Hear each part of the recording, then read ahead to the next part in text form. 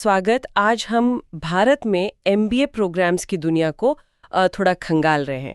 हमारे पास एक गाइड है, the definitive guide to MBA programs in India, और हम इसी में से जो काम की बातें हैं वो निकालने की कोशिश कर रहे हैं। बिल्कुल। मकसद सीधा सा है, भारत में एमबीए के जो इतने सारे विकल्प हैं उन्हें समझने में थोड़ी मदद मिले। तो शुरू करते हैं, ये एमबीए आखिर है क्या चीज?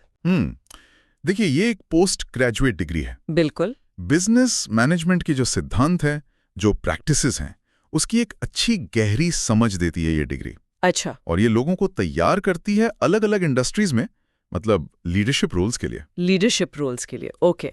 तो ये कितने टाइम का होता है, कुछ आइडिया? हाँ, ये इंटरेस्टिंग है। इसमें ना काफी विविधता है, मतलब ड्यूरेशन में। जो स्टैंडर्ड फुल टाइम एमबीए है वो तो 2 साल का होता है। 2 साल? हाँ, और आमतौर पर 4 सेमेस्टर होते हैं इसमें। 4 सेमेस्टर, ठीक है। लेकिन सिर्फ यही नहीं है, जैसे एग्जीक्यूटिव एमबीए भी होते हैं। हाँ, सुना है मैंने। वो थोड़े कम समय के होते हैं, मान लीजिए 1 से 1.5 साल, और ये खास तौर पे उन लोगों के लिए हैं जिन्हें पहले से काम का अनुभव है। अच्छा, कितना अनुभव चाहिए होता है लगभग? आमतौर पर 5 साल या उससे ज्यादा का अनुभव जिनके पास है वो इसे प्रेफर करते हैं। ओके। और अगर कोई मान लीजिए जॉब कर रहा है और साथ में पढ़ना चाहता है, उनके लिए क्या है? हाँ, उनके लिए भी ऑप्शंस हैं, जैसे ऑनलाइन एमबीए हैं या डिस्टेंस एमबीए हैं। अच्छा। ये 1 से 2 साल में पूरे हो सकते हैं। इसमें फ्लेक्सिबिलिटी काफी रहती है। हाँ, वो तो है। फिर एक और चीज है, इंटीग्रेटेड एमबीए, बीबीए के साथ एमबीए जुड़ा हुआ। ओह, ये कब होता है?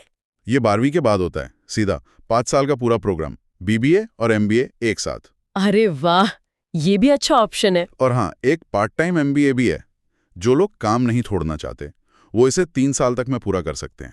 वीकेंड पर या शाम की क्लासेस होती हैं। तो मतलब काफी सारे रास्ते हैं। अब अगर किसी को एडमिशन लेना है तो क्या योग्यता चाहिए? देखिए, बेसिक रिक्वायरमेंट तो है ग्रेजुएशन की डिग्री। किसी भी विषय में हो सकती किसी है? भी विषय में हो आर्ट्स, सकती है। Science, commerce? हाँ, किसी भी मान्यता प्राप्त यूनिवर्सिटी से।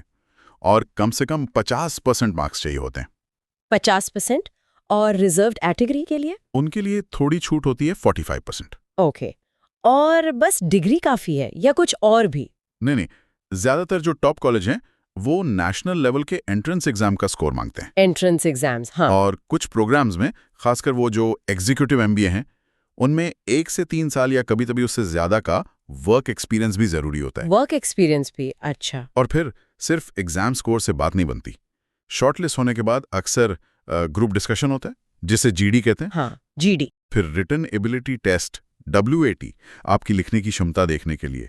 और फिर पर्सनल इंटरव्यू यानी PI, ये सब राउंड्स होते हैं। ओह, काफी लंबा प्रोसेस है मतलब। हाँ, टॉप इंस्टीट्यूट्स के लिए तो है। ये जो एंट्रेंस एग्जाम्स हैं आपने कहा, इनमें कौन कौन से मेन हैं? कैट का नाम तो बहुत सुना है। बिल्कुल। कैट यानी कॉमन एडमिशन टेस्ट, वो तो सबसे ज्यादा पॉपुलर है, खासकर IIMs में एडमिशन के लिए। हाँ, IIMs के लिए। लेकिन उसके अलावा भी हैं, जैसे XLRI के लिए ZAT होता है, फिर CMAT, MAT, NMAT, GMAT, SNAP, कई सारे हैं। अच्छा, तो कौन सा एग्जाम देना है ये कॉलेज पर डिपेंड करेगा? हाँ, बिल्कुल। आपको पहले देखना होगा कि आप किन कॉलेजों को टारगेट कर रहे हैं और वो कौन सा स्कोर एक्सेप्ट करते हैं। समझ गई। चलिए, मान लीजिए एडमिशन हो गया, अब अंदर जाकर क्या पढ़ते हैं? मतलब स्पेशलाइजेशन के क्या ऑप्शंस होते हैं? यहाँ तो बहुत वैरायटी लगती है। हाँ, बिल्कुल। स्पेशलाइजेशन में काफ़ी चॉइस हैं। जो सबसे कॉमन और पॉपुलर हैं वो तो हैं finance, marketing, human resource management यानी HRM, और ऑपरेशंस मैनेजमेंट। ये तो क्लासिक है। हाँ, और आजकल एक और चीज़ जो बहुत डिमांड में है वो है बिजनेस एनालिटिक्स। डेटा का ज़माना है तो इसकी मांग बढ़ गई है। हाँ, डेटा एनालिटिक्स तो हर जगह है आजकल। सही कहा। इनके अलावा फिर international business, IT management, entrepreneurship, अगर किसी को अपना कुछ शुरू करना है। अच्छा, एंटरप्रेन्योरशिप भी? हाँ, फिर health care management, supply chain management, और आजकल डिजिटल मार्केटिंग भी एक हॉट टॉपिक है। डिजिटल मार्केटिंग, हाँ, वो तो बहुत ही जरूरी हो गया है। और कई इंस्टीट्यूट्स तो आपको ड्यूअल स्पेशलाइजेशन का ऑप्शन भी देते हैं, मतलब आप 2 एरिया चुन सकते हैं। वाह, 2 एरिया, ये तो बढ़िया है। हाँ। अच्छा, और भारत में टॉप MBA कॉलेज कौन से माने जाते हैं? IIMs का नाम तो आता ही है। हाँ, IIMs तो हैं ही, खासकर जो पुराने वाले हैं, अहमदाबाद, बैंगलोर, कलकत्ता, ये टॉप टियर में आते हैं। हाँ। इनके अलावा XLRI जमशेदपुर बहुत प्रतिष्ठित है, खासकर HR के लिए। फिर इंडियन स्कूल ऑफ बिजनेस यानी ISB हैदराबाद, इसका भी नाम बहुत बड़ा है। FMS Delhi, MDI Gurgaon, SPJIMR Mumbai, list काफ़ी लंबी असल में। काफी सारे अच्छे ऑप्शंस हैं। हाँ, और ये सभी बहुत अच्छी क्वालिटी एजुकेशन और शानदार करियर अवसर देते हैं। सुनने में तो बहुत अच्छा लग रहा है, लेकिन एक सवाल जो सबके मन में आता है, फीस। इन टॉप कॉलेजों की फीस तो शायद बहुत ज्यादा होगी। हाँ, ये एक अहम मुद्दा है।